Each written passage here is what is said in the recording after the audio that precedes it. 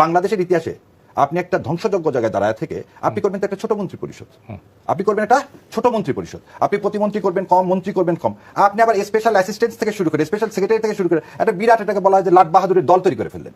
আপনি একদিকে বলতেছেন বিদ্যুৎ দিতে পারবো কি পারবো না 2 বছরের আগে জানাতে পারবো না, আপনি এর মধ্যে করে দিলেন কি একটা লাট বাহাদুরের। আমি দেখতেছি যে কারো যদি মন্ত্রিত্ব পেতে হয়, বিশেষ করে তথ্যমন্ত্রী সাহেব, ওনার ক্রাইটেরিয়া হচ্ছে 2টা। কি সংসদ দেখে যা বুঝলাম, 1 জামাতের বিরোধিতা কত করতে পারবেন, এবং 2 হচ্ছে কতখানি আপনি তেল দিতে পারবেন। এটাই তো ছিল জুলাইয়ের স্পিরিটের পুরোপুরি বিপরীতমুখী। জুলাই বলছে কি আমরা একটা ভাঙা সংস্কৃতি থেকে আমরা পার পাবো, যাতে কেউ চাটুকারিতা করে দেশের সর্বনাশ করার জন্য রাষ্ট্রীয় ক্ষমতায় অধিষ্ঠিত হতে না পারেন। আপনি যদি দেখেন যেখানে একদিকে বলবো আমরা সবাই মিলে দেশ গড়বো, আর এক জায়গায় আপনি সেই লোকগুলোকে ফিট করতেছেন। এবং আপনি যে কথা বলেন খাদ্যের কথা, আপনি বিদ্যুতের কথা যদি বলি, আমি খাদ্যের কথাই ধরেন, আপনি 3 জনকে চেঞ্জ করছেন 6 মাসে। আপনি কিভাবে একটা মানুষের পারফরমেন্স নিয়ে ইয়া করবেন? পারফরমেন্স সম্ভব? আপনি একদিকে বলতেছেন এলসি খোলা যাচ্ছে না, এলসি নাই, আজকেও বলতেছে যে এলসি নাই, এলসির জন্য আমি কি করতে পারছি না, দেশের সব গ্যাস তেল কিছু আমি দিতে পারছি না। তাহলে আপনি কিভাবে একটা লোকের পারফরমেন্স দেখবেন 6 মাসে? কারণ আপনার তো পুরো ইকোনমিক কলাপস।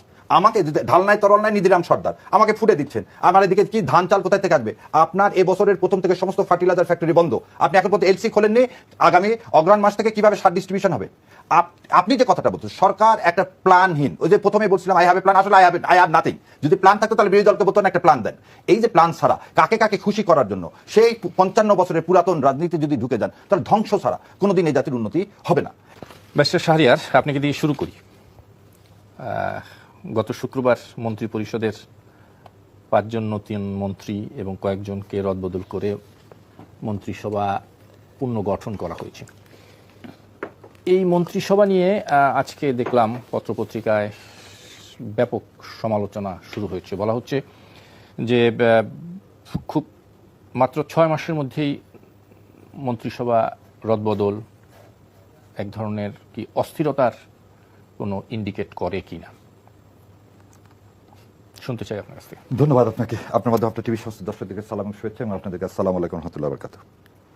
প্রথমে একটা জিনিস, আজ সকালে প্রথম আলো পেপার আমিও দেখলাম, জি, সেখানে একটা জিনিস দেখলাম, আমাদের মাননীয় পররাষ্ট্র প্রতিমন্ত্রী, আমি নিজেও একটা জিনিস বিশ্বাস করি, সেটা হচ্ছে if I have a right to vote I must have a right to stand for the election. আপনি ডুয়েল সিটিজেনশিপদেরকে কি দিচ্ছেন? রাইট টু ভোট দিলেন, কিন্তু ডুয়েল সিটিজেনশিপরা ইলেকশনে দাঁড়াতে পারবে না, এই বিধান থাকে। আচ্ছা, এই বিধানের উপর ভিত্তি করে আজকে যে পররাষ্ট্র প্রতিমন্ত্রী হলেন, উনি ওনার পাসপোর্ট সারেন্ডার করেছে কি করেনি এই মর্মে কিন্তু কোনো অঙ্গীকার উনি দেননি। তাহলে মাননীয় প্রধানমন্ত্রীর কাছে আমার বিনীত অনুরোধ, দয়া করে যদি এরকম যারা আমাদের দেশ থেকে বাইরে গেছেন, দেশের স্বার্থে গেছেন, তাদেরকে যদি নিয়ে আসতে হয়, তাহলে কনস্টিটিউশনের এই বিধানটা বোধহয় এখন সময় এসছে পরিবর্তন করা। এবার আপনি যে কথাটা বললেন 6 মাসের না, কিন্তু আমার একটা জিনিস জানার আগ্রহ, আপনি তো আইনের মানুষ, আমাদের আইনে কি কোনো বাধা আছে কিনা ডুয়েল সিটিজেন? কনস্টিটিউশন আপনি লিখেই দিয়েছেন যে যারা ফরেন ন্যাশনাল হবে they are not eligible for stand for election in parliament. আপনি সংবিধান সংশোধন করে দিয়ে দিলেন যে ডুয়েল সিটিজেনশিপদেরকে আপনি ভোটের রাইট দিয়ে দিলেন, কিন্তু আপনি ওই পোর্শনটা আবার রেখে দিলেন। এবং না, আমি ক্লিয়ার না আবার যে বলেন আইনে দ্বৈত নাগরিক হলে আইনে বাধা আছে কিনা মন্ত্রী এমপি হওয়ার ক্ষেত্রে? মন্ত্রী এমপি হওয়ার সব ক্ষেত্রে বাধা আছে, সব ক্ষেত্রে বাধা। এবং আপনি পার্লামেন্টের মেম্বার বলতে আমি ভোট দিতে পারবো, আপনি ভোট দিতে পারবেন, ডুয়েল সিটিজেন ভোটার হতে পারবে, কিন্তু ইলেকশনও করতে পারবে না, কোনো মন্ত্রী এমপি বিচারক কোনো পদে যেতে পারবে না, অ্যাটর্নি জেনারেল হতে পারবে না। এই যে একটা এই প্রভিশনের মধ্যে থেকে মাননীয় প্রধানমন্ত্রী, আমি জানি না মাননীয় প্রধানমন্ত্রীর কোন পাসপোর্ট সে তো বাংলাদেশের জনগণ জানে না আজ পর্যন্ত, ইলেকশনের আগে থেকে বলে এসেছিলাম। সো মাননীয় প্রধানমন্ত্রী এটা কিভাবে দেখবেন তা জানি না। দ্বিতীয় জিনিস, আজকে প্রতিমন্ত্রী সাহেব উনিও এই স্টেটমেন্টের পর এখন পর্যন্ত জেনারেলি উনি সবসময় পেপারে কিছু আসলেই উনি সঙ্গে সঙ্গে তার ফেসবুকে একটা স্ট্যাটাস দিয়ে দেন, মাননীয় প্রতিমন্ত্রী উনি যখন উপদেষ্টা ছিলেন। তা আমি দেখলাম যে উনি এখন পর্যন্ত কোনো দেন নাই। সেকেন্ডলি, একটা জিনিস আমি খুব ভালো করে বুঝতে চাই, সেটা হচ্ছে তথ্যমন্ত্রী ছিলেন জহিরুদ্দিন স্বপন, একটা বর্ণাঢ্য রাজনৈতিক কেরিয়ার ছিল, এবং তাকে বলা হতো তিনি বিশ্বাস করতেন যে ভারতের সাথে সুসম্পর্ক না করে এই দেশে বিএনপি রাজনীতি চলবে না। এই তার স্ট্যান্ডিংটা কিন্তু আমরা প্রথম থেকে দেখে আসছি। এবং যে কয়জন বিএনপির মন্ত্রিসভার মধ্যে আমরা বলি ভারতের প্রতি প্রীতি আছে, তার মধ্যে এই জহিরুদ্দিন স্বপন ভাই একজন। সো স্বপন ভাইকে যদি এই কারণে সরানো হয়ে থাকে, তাহলে তো আরো অনেকজনকে সরাতে হবে। না, উনি আপনাকে এত সরলীকরণ করে আপনি আমি বলে দিই যে মূল্যায়ন যদি করে, আমি দ্বিতীয় পয়েন্টে আসবো, যে যদি মূল্যায়ন করে, কাজের মূল্যায়ন করে যদি আপনি ব্যর্থতা দেখেন, তাহলে স্বরাষ্ট্রমন্ত্রী সর্বপ্রথম পদত্যাগ করা উচিত। আবার বলতেছি কাজের মূল্যায়নে না, কিন্তু মাত্র 6 মাসের মাথায় এরকম একটি ভগ্ন দেশের রাষ্ট্রীয় ক্ষমতায় আসার পরে মাত্র 6 মাসের মাথায় কি আপনি সাকসেস ফেলিয়ার আপনি মূল্যায়ন করতে পারবেন কিনা? না, 6 মাস পর পর আমরা যে একটা জিনিস দেখাই, এটাকে বলা ইন্ডিভিজুয়াল পারফরমেন্স ইন্ডিকেটর। এইটা সব গভর্নমেন্টের মধ্যেই থাকে। এখন কথা হচ্ছে যে আমি দেখতে পাচ্ছি যে আমার ব্যক্তিগত উপলব্ধিতে 6 মাসে আইন শৃঙ্খলা পরিস্থিতির যে অবনতি, বিদ্যুতের যে অবনতি, তাতে এই দুইজনারই আসলে পরিবর্তন হওয়া উচিত। তথ্য ক্ষেত্রে অবাধ তথ্য প্রবাহ আপনি বলতেছেন। আবার এখানে একটা জিনিস আছে, আমি আবার সাধুবাদও দিতে চাই জহিরুদ্দিন স্বপনকে সরানোর জন্য। কারণ মিডিয়াগুলো আওয়ামী লীগকে প্রাসঙ্গিক করার জন্য যেভাবে একটা অবকাঠামো তৈরি করতে যাচ্ছে এবং তারা আরেকটা বয়ান সৃষ্টি করতে চাচ্ছে, আগেই ভালো ছিলাম, ইউনূস সাহেব সব খারাপ করে দিয়ে গেছে, আগে 17 বছর নিয়ে কোনো আলোচনা নাই, বিএনপি নিয়ে 6 মাস নিয়ে আলোচনা নাই, এই মাঝখানে 2 বছর নিয়ে। তো এই জায়গাতে মনে হয় না জহিরুদ্দিন স্বপন এই যে ফ্যাসিড, কালচারাল ফ্যাসিডদেরকে যে সুযোগ করে দিলেন, না, ওনার একজন মন্ত্রীর কালচারাল ফ্যাসিস্টদের সুযোগ করে দেওয়ার মন্ত্রীর কোনো আসলে ভূমিকা আছে বলে আমি মনে করি না। নো। আর দ্বিতীয় কথা হলো যে আমরা যতদূর দেখেছি গত 6 মাসে উনি একজন সাংবাদিক বান্ধব মন্ত্রী হিসেবে ওনাকে অ্যাকসেপ্ট করা হয়েছে। না, এটাই হচ্ছে কথা, হচ্ছে ফ্রিডম আপনি 6 মাসে দেখেন উনি কিন্তু একটা কমিশনও করে দিয়েছিল মনে হয়, এবং সেটা নিয়ে বোধহয় এই সপ্তাহে করার কথা ছিল সাংবাদিকদের যে ওয়েজ, যেটা নিয়ে দীর্ঘদিন ধরে যুদ্ধ হচ্ছে সেখানে। প্রথম কথা হলো যে মন্ত্রীরা, আপনি হচ্ছে সাংবাদিক মানুষ, আপনি আমার ভালো জানেন, কিন্তু আইন যখন করা হয় এবং আপনি যখন একদম দাগি ফ্যাসিডদেরকে, যেমন একটা উদাহরণ দিই, আপনি যুদ্ধ অপরাধী ট্রাইব্যুনালের একজন আসামিকে আপনি একটা টিভিতে নিয়ে আসবেন প্রেজেন্টার হিসেবে, এবং আপনি মন্ত্রী বলছেন আমার কিছু করার নাই, এটা হতে পারে? এটা হতে পারে না। এই নতুন জুলাই স্বাধীন গণমাধ্যম যদি স্বাধীনতা ভোগ করে, যদি, তাহলে আসলে মন্ত্রী কিন্তু এক্ষেত্রে এবার আপনাকে সত্যি কিছু করার নাই। মন্ত্রী কি মানে কি করবেন বলেন? বলতেছি আপনাকে, জেস মিল বলতেছে, ভাই ভালো জানে, এই liberty can be enjoyed if it is limited. Unlimited liberty কখনো এনজয়মেন্ট হয় না। ওই জন্য আমাদের ফান্ডামেন্টাল আইনটা করে দেওয়ার পিছনে কারণটা এটাই। আপনি এখন যেটা বলছেন শোনেন, পার্লামেন্ট ফর্ম অফ গভর্নমেন্টে বলা হয় collective responsibility, the cabinet স্যাং together, Singh together. যদি ডোবেও একসাথে ডুববে, গান গালেও একসাথে ডুববে, এবং কনস্টিটিউশন মতে কিন্তু সেক্রেটারি কি রেসপন্সিবল, তার বিরুদ্ধে মামলা করতে হয়। তাহলে আপনি মন্ত্রী, আপনি ইনকোয়ারি করতে পারেন, আপনি আইন প্রণেতা হিসাবে আপনি সংসদে আছেন, আপনি যে কোনো কারো বিরুদ্ধে কি করতে পারেন, আইনানুগ যে কোনো ব্যবস্থা সেটাই নিতে পারেন। আমি আপনাকে খালি এতটুকুন বলবো যে না, আমি ফোন করে বলবো যে ওনাকে নিয়েন না, তা বলতেছি না। আপনার হাতে যখন আইন আছে, আপনি একটা জিনিস বলি, নাৎসিজমকে আপনি কি মত প্রকাশের স্বাধীনতা হিসাবে তাকে গ্রহণ করবেন? না, এটা করব না। ঠিক আছে, কিন্তু কথা হলো যে একটা মন্ত্রী যদি এখানে হস্তক্ষেপ করতো, তাহলে আসলে এটা নিয়েই আবার আমাদের সাংবাদিক মহলে, বিভিন্ন মহলে আপনারাই বুদ্ধিজীবীরা বলতেন যে স্বাধীন সাংবাদিকতায় হস্তক্ষেপ। আমি আবার আসবো আপনার কাছে, আমি আবার আসবো। শেষে খালি একটু আপনাকে বলে দিই, কালচারাল ফ্যাসিস্ট কখনো স্বাধীন মানে ফ্রিডম অফ স্পিচ হতে পারে না। জি, 5ই আগস্ট বা 36শে জুলাই যদি 71 সালে বলা হয় বটমলেস, এবার আর বটম টটম নাই, এবার কিছু ছিলই না। যদি ইফ ইউ কম্পেয়ার উইথ 71, তো বিএনপির একটা সুবিধা হয়েছে, বিএনপি 5 তারিখে ক্ষমতা নেয়নি, যদিও তারা ছিল 3 মাসের মধ্যে ক্ষমতা, আল্লাহ তাদেরকে 18 মাস সময় দিছিল, এবং এই 18 মাসের দেশটা একটা রিকনস্ট্রাকশন হয়েছে, এবং সেই জন্য এই ধ্বংসযোগ্য অবস্থায় ওনারা পাননি। ওনারা পাইছেন কখন? তখন ছিল $17 বিলিয়ন ফরেন ইয়ার, জন ইউনূস সাহেব দিয়ে গেছেন, তখন ছিল 37 বিলিয়ন। না, মাত্র 18 মাসে এটা। আমি কিছু জিনিস বলি। দ্বিতীয় কথা, যে ব্যাংকিং সেক্টর থেকে শুরু করে সমস্ত সেক্টরের, ব্যাংক থেকে শুরু করে যেখানে কোনো কিছুই ছিল না, আপনি একটা ধাক্কা, শক ওয়েভটা হচ্ছে প্রথম, সেই শক ওয়েভ থেকে অ্যাবজর্বের টাইমটা তো আপনি পেয়েছেন 18 মাস। সেটা বলতে পারেন, কিন্তু একদম রিকনস্ট্রাকশন হয়েছে এটা বলা যাবে না। 18 মাসে আই থিং আরো 5 বছর। আমি আপনার সাথে একমত, কিন্তু সেই রিকনস্ট্রাকশনের সময়টাও দেয়নি বিএনপি। বিএনপিকে যখন বলা হলো গণভোট করো, দেশ ঠিক করো, তারপর ভোট নাও, উনি তো প্রথম দিনই বললেন যে 3 মাসের মধ্যে দিয়ে দেন। আমি ওই তর্কে যাচ্ছি না, তর্কটা হচ্ছে আপনি শক ওয়েভের সময়টা কিন্তু আপনি 18 মাস পাইছেন। নির্বাচনের আগে কিন্তু আপনি বলেননি যে এই দেশের এই অবস্থা, আমি এই জিনিস পারবো, এই জিনিস পারবো না। আমি খালি বলছি কতটুকু I have a plan. Second কথা, আপনি একটু আগে বললেন না, বাংলাদেশের ইতিহাসে আপনি একটা ধ্বংসযোগ্য জায়গায় দাঁড়ায় থেকে আপনি করবেন তো একটা ছোট মন্ত্রী পরিষদ, আপনি করবেন একটা ছোট মন্ত্রী পরিষদ, আপনি প্রতিমন্ত্রী করবেন কম, মন্ত্রী করবেন কম, আপনি আবার স্পেশাল অ্যাসিস্ট্যান্ট থেকে শুরু করে, স্পেশাল সেক্রেটারি থেকে শুরু করে একটা বিরাট, এটাকে বলা হয় যে লাট বাহাদুরের দল তৈরি করে ফেললেন। আপনি একদিকে বলতেছেন বিদ্যুৎ দিতে পারবো কি পারবো না 2 বছরের আগে জানাতে পারবো না, আপনি এর মধ্যে করে দিলেন কি একটা লাট বাহাদুরের। এবং আর একটা জিনিস আপনার তো অনেক প্রথম উত্তরের সাথে দিতে পারলাম, সেটা হলো আমি দেখতেছি যে কারো যদি মন্ত্রিত্ব পেতে হয়, বিশেষ করে তথ্যমন্ত্রী সাহেব, ওনার ক্রাইটেরিয়া হচ্ছে 2টা। কি সংসদ দেখে যা বুঝলাম, 1 জামাতের বিরোধিতা কত করতে পারবেন, এবং 2 হচ্ছে কতখানি আপনি তেল দিতে পারবেন। এটাই তো ছিল জুলাইয়ের স্পিরিটের পুরোপুরি বিপরীতমুখী। জুলাই বলছে কি আমরা একটা ভাঙা সংস্কৃতি থেকে আমরা পার পাবো, যাতে কেউ চাটুকারিতা করে দেশের সর্বনাশ করার জন্য রাষ্ট্রীয় ক্ষমতায় অধিষ্ঠিত হতে না পারেন। আপনি যদি দেখেন যেখানে একদিকে বলবো আমরা সবাই মিলে দেশ গড়বো, আর এক জায়গায় আপনি সেই লোকগুলোকে ফিট করতেছেন। এবং আপনি যে কথা বলেন খাদ্যের কথা, আপনি বিদ্যুতের কথা যদি বলি, আমি খাদ্যের কথাই ধরেন, আপনি 3 জনকে চেঞ্জ করছেন 6 মাসে। চারজন।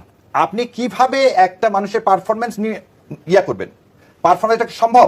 আপনি একদিকে বলতেছেন এলসি খোলা যাচ্ছে না, এলসি নাই, আজকেও বলতেছে যে এলসি নাই, এলসির জন্য আমি কি করতে পারছি না, দেশের সব গ্যাস তেল কিছু আমি দিতে পারছি না। তাহলে আপনি কিভাবে একটা লোকের পারফরমেন্স দেখবেন 6 মাসে? কারণ আপনার তো পুরো ইকোনমিক কলাপস।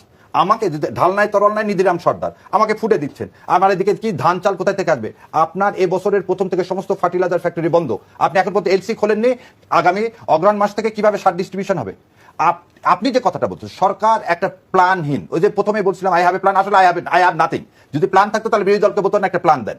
এই যে প্ল্যান ছাড়া কাকে কাকে খুশি করার জন্য সেই 55 বছরের পুরাতন রাজনীতি যদি ঢুকে যান, তাহলে ধ্বংস ছাড়া কোনোদিন এই জাতির উন্নতি হবে না। এবং ভাই যে কথা বললেন আজকে, যে জিনিসটা একটা কথা বলেন তো, যে আপনি অ্যাকাউন্টেবিলিটির জন্য তো আপনি স্টেটমেন্ট দিবেন যে আমি এই কলবরটা বৃদ্ধি করতেছি এই কারণে। আপনি একদিকে বলতেছেন আমার পকেটে টাকা নাই, আর একদিকে আপনি চাকরি দিয়ে যাচ্ছেন। এটা কিরকম কথা হলো?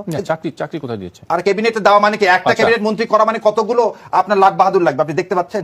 আজকে আপনি দেখেন, কেন বললাম প্ল্যান নাই? ভোলা থেকে বরিশালের সরাসরি ব্রিজ হলে দূরত্ব 25 কিলোমিটার, আর আপনি এখন যে রাস্তার আজকে কথা বলছেন সেটাতে লাগবে 3 থেকে 4 ঘন্টা, হয় এই ব্রিজটা করলে লাগবে আধা ঘন্টা। আপনি ব্রিজটার ব্যাপারে তো সিদ্ধান্ত হয়েছে। এই যে কথাগুলো, তার মানে you don't have a plan. কেন প্ল্যান বলছেন না? এটা তো এই ব্রিজটা করার ব্যাপারে সিদ্ধান্ত হয়েছে। এই যে আপনি কোন ব্রিজটা করার ব্যাপারে? ভোলার সাথে বরিশালে সেটা করেননি, আপনি এখন নিয়ে গেছেন মুলাদি হয়ে এই ঘুরে নিয়ে আসতেছেন বরিশালকে। আধা ঘন্টায় যে ব্রিজটা হওয়ার কথা সেই ব্রিজটা আপনি করলেনই না ভোলার সাথে। আপনি এখন নিয়ে গেলেন কি হাইওয়ে রোড করে 3-4 ঘন্টা দিয়ে ভোলা থেকে আসতে একটা লঞ্চে লাগে আধা ঘন্টা। তো কোন মানুষটাই 3-4 ঘন্টা দিয়ে রাস্তা দিয়ে যাবে? আপনি যেভাবে ঘুরে আসতেছে অনেক জনপদকে আমরা তো সে কথা বলিনি। আপনি এখন একটা জিনিস আমাকে বলেন, আপনার গ্যাস পাইপলাইন শোনেন, এই জায়গাতেই বলতেছে পকেট ভারী করার প্ল্যান নেন না। সরাসরি 25 মাইলের গ্যাস পাইপলাইন করতে কয় টাকা লাগবে? আর আপনি এই ঘুরে যে পাইপলাইন করবেন, গ্যাস তো নিয়ে আসাই তো মূল উদ্দেশ্য। ভোলাতে আমাদের যে গ্যাস, জনপদের, আচ্ছা জি প্লিজ বলেন।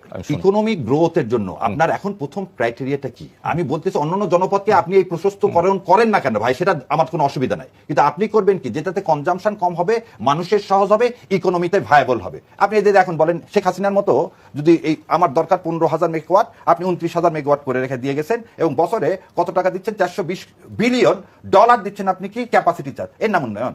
জি, আমার মনে হয় আরেকটু এইখানে একটু শুনে আসি ডক্টর মতিনুর আপনার কাছ থেকে। দুটো বিষয় এখানে নিয়ে আসছেন, সেটা হলো যে সরকার সাশ্রয়ের কথা বলছেন, যেটি ডক্টর আমাদের ব্যারিস্টার সাহেব বললেন যে সরকার সাশ্রয়ের কথা বলছে, কিন্তু অনেক বড় ঢাউস মন্ত্রিসভা করেছেন, এবং আমরাও দেখছি যে হ্যাঁ মন্ত্রিসভার কলেবর অনেক বেড়েছে। প্রায় 70 জন মন্ত্রী, প্রতিমন্ত্রী এবং উপদেষ্টা এবং বিশেষ সহকারী নিয়ে একটা বড় কলেবরই আমরা আসছি, যেটার সাথে সাংঘর্ষিক। আপনার সাশ্রয়ের কথা বললেন, কিন্তু মন্ত্রিসভা অনেক বড় করলেন। আচ্ছা, না ধন্যবাদ আপনাকে। যেটি ব্যারিস্টার সাহেব যে কথাগুলো বললেন, হ্যাঁ, সেখান থেকে আমি আসি। সাশ্রয় তো মন্ত্রী পরিষদ বা উপদেষ্টা পরিষদ সব মিলিয়ে আপনার কাছে মনে হচ্ছে দৃশ্যমান বড়, এটা তো বড়ই, কিন্তু বিষয়টা হচ্ছে এই যে কৃচ্ছ্রতা সাধন বা অর্থনৈতিক যে গতিটাকে মানে মিসইউজ যাতে না হয়, সেটি আপনি কয়েকটা উদাহরণ আপনাকে দিই। বাজেট ঘোষণার পরে যেটা আমাদের ব্যারিস্টার সাহেব বললেন, শেখ হাসিনার সাথে তুলনা করলেন। দেখুন, কথায় কথায় যখন আপনি শেখ হাসিনার সাথে তুলনা করেন, আপনি কোন জায়গাতে শেখ হাসিনার সাথে তুলনা করার মতো বর্তমান সরকারে আছে? আমি তো দৃশ্যমান দেখি না। আপনি সমালোচনা করতে পারেন। বাজেট ঘোষণার পরে যে ডিনার পার্টি হতো, সেখানে একটা বড় অঙ্কের টাকা রাষ্ট্রীয় কোষাগারে যেত না, সেটা কি হয়েছে? হয় নাই। প্রাইম মিনিস্টারের দপ্তর থেকে এবং প্রাইম মিনিস্টারের নিত্য নৈমিত্তিক যে তার জীবন আচরণ, সেখানে কিছু তো সাধন আপনি বলতে পারেন যে এটি রিফ্লেকশনটা সবগুলো মন্ত্রণালয়ে আসে কিনা, সেটা একটা কোশ্চেন হতে পারে। আমার মনে হয় যে সেই রিফ্লেকশনটা হয়তো মাননীয় প্রধানমন্ত্রী চেষ্টা করছেন। আরেকটা জিনিস আপনি খেয়াল করেন যে তার যে গাড়ি বহর, সেখানে অনেকগুলো ইনভলভমেন্ট ছিল, সেগুলো তো নিয়ন্ত্রিত হচ্ছে। তার মানে এগুলো কি ইন্ডিকেটর নয় যে আমি আসছি? আমাকে একটু বলার সুযোগ দেন, আমাকে সুযোগ দেন প্লিজ।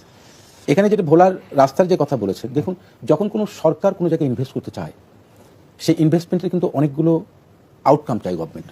আমি যখন কোনো একটা জায়গায় ইনভেস্ট করবো, সেখানে যদি ওয়ান ওয়েতে আমি আউটকামটা পাই, আমি এটা যদি মাল্টি ডাইভার্সিটি ফ্যাসিলিটেট করতে পারি, আমি ইনভেস্টমেন্ট কিন্তু সেখানেই করবো। কারণ বাংলাদেশ তো উন্নত রাষ্ট্র নয় যে একটা ইনভেস্ট করলাম পরীক্ষামূলকভাবে, এর পরবর্তী তারা ইনভেস্ট করলাম। তার আমি মনে করি তার মানে অনেকগুলো জনপদকে কাভার করার জন্য কিন্তু নিশ্চয়ই প্ল্যানিংটা হচ্ছে। তো সুতরাং আমি মনে করি যে নিশ্চয়ই গভর্নমেন্ট এই প্ল্যানিংটা এমন হবে যাতে সকল জনপদ এখানে এই জায়গা থেকে অপরচুনিটিগুলো পায়, সুবিধাগুলো পায়। আরেকটা জিনিস যেটা বলছেন, দেখেন, আমি একটা জিনিস উল্লেখ করতে চাইছিলাম না, কিন্তু উল্লেখ করি। প্রফেসর ইউনূস সরকার যখন ছিলেন, আপনাদের মনে থাকার কথা, ওনার যে প্রেস সেক্রেটারি ছিলেন শফিক সাহেব, সৌভাগ্যক্রমে টকশোতে একসাথে আমরা কাজও করেছি, উনি বলেছেন যে চাকরি প্রার্থী আমরা খুঁজে পাচ্ছি না, আমি কোট আনকোট বলছি, এবং আবেদন জমা করতেছে। কয়জন লোককে চাকরি দিয়ে গেছেন প্রফেসর ইউনূস 2 বছরে? দেন নাই। আরেকটু হচ্ছে উন্নয়ন, কিন্তু এটা একটি চলমান প্রক্রিয়া। এটা আজকে আমি গাছ রোপণ করলাম, তারপরে মানে কালকেই ফল আসবে, বিষয়টা এরকম নয়। এটা একটা লং টার্ম, শর্ট টার্ম, এই মিড টার্ম একটা প্ল্যানিং থাকে। আমি এখানে উল্লেখ করতে চাই, দেখুন 1975 সালের 7 নভেম্বর পরে শহীদ রাষ্ট্রপতি জিয়াউর রহমান কিন্তু রাষ্ট্রীয় ক্ষমতায় অধিষ্ঠিত হয়েছিলেন, মানে তাকে করা হয়েছিল, এটা আপনিও জানেন। তখন অর্থনৈতিক অবস্থা কীরকম ছিল? খুব ভঙ্গুর একটা অবস্থা ছিল, কোনো সন্দেহ নেই। নিশ্চয়ই উনি আমার সাথে একমত হয়। আপনি 1991 সালে বেগম খালেদা জিয়া যখন প্রধানমন্ত্রী হলেন, বিগত লাস্ট 9 বছর এরশাদ সরকারের সময়, তখন কিন্তু এরকম একটা অবস্থার মধ্যে ছিল। দুর্ভাগ্য যে বিএনপি যখনই ক্ষমতায় এসেছে, আপনি দেখবেন যে সবসময় ক্রাইসিসের পর থেকে কিন্তু তারা এসেছে। ঠিক 2026 সালে জনাব তারেক রহমান রাষ্ট্রীয় ক্ষমতায় এসেছেন, প্রধানমন্ত্রীর দায়িত্ব নিয়েছেন, এখনই একই অবস্থা। অর্থাৎ আমি মনে করি 3টে জায়গায় যদি আপনি দেখেন, তাহলে গভর্নমেন্টের কিছু ফেলিয়ার তো আসেই, কিন্তু সাকসেসের রেটটা অনেক হাই। আপনি দেখেন যে আজকে বাংলাদেশে আমি বিশ্ববিদ্যালয় পর্যায়ে দেখি যে আমার 100 জন ছাত্র যদি থাকে, প্রায় 60% কিন্তু ফিমেল স্টুডেন্ট। এই গাছটি রোপণ করেছিলেন কিন্তু বেগম খালেদা জিয়া 1991 সালে। তার ফলটা আজকে আমরা পাচ্ছি।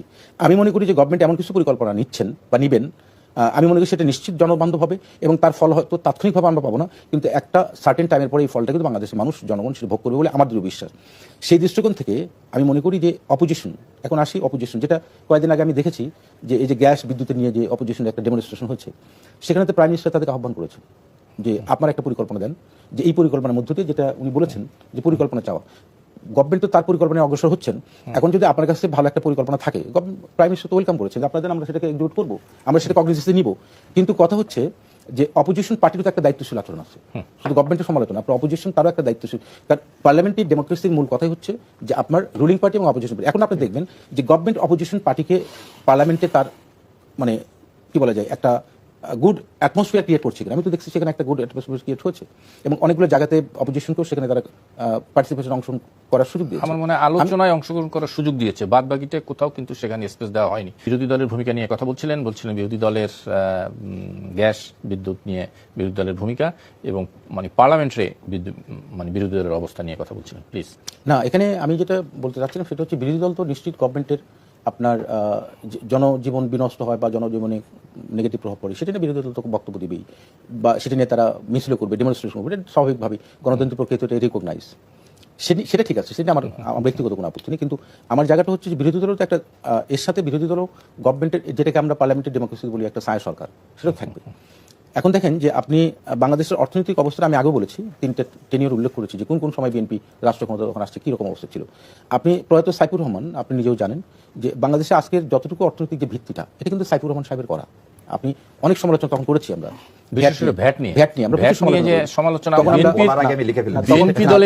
বিএনপি দল থেকেও সমালোচনা হয়েছে, সরকারকে ডুবানোর জন্য।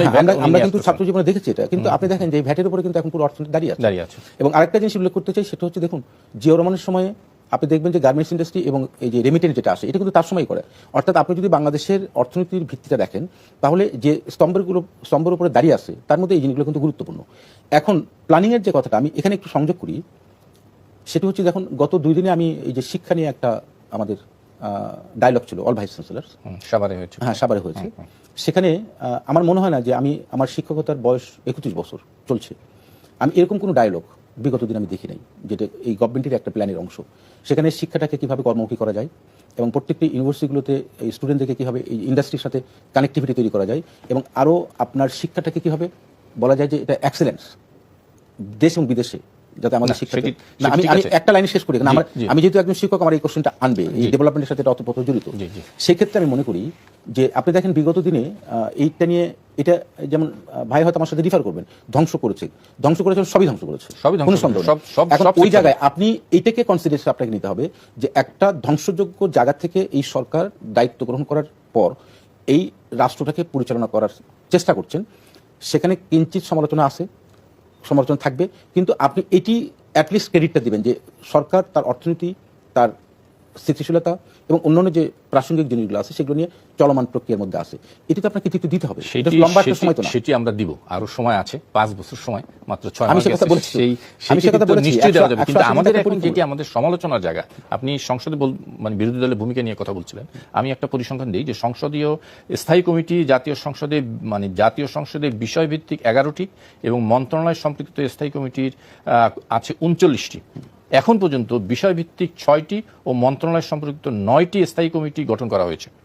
শুধুমাত্র সরকারি হিসাব কমিটির সভাপতির একটি পদ ছাড়া আর কোনো পদে বিরোধী দলের কাউকে নেওয়া হয় না। কাঞ্চন ভাই, আপনাকে আমি একটা সেন্টেন্সে উত্তর দেই। জি, আপনি যেখানে গণতান্ত্রিক সংস্কৃতি, গণতান্ত্রিক কালচারের যে মানে কি বলা যায় এনভায়রনমেন্ট যেটি ছিল না, এটি শুরু হয়েছে, রাইট? তা আপনি শুরুতেই যদি অনেক কিছু এক্সপেক্ট করেন, আমি বা আপনি, না, এটি কি প্রত্যাশিত হতে পারে? আমি একদম 100% আমি মনে করি আশা করব। আমি কিন্তু মনে করি 100% করব, কারণ হচ্ছে আপনি তো ওই উত্তরণের জন্যই তো 5ই আগস্ট হয়েছিল। ওকে, আমি সেখানে যদি আপনি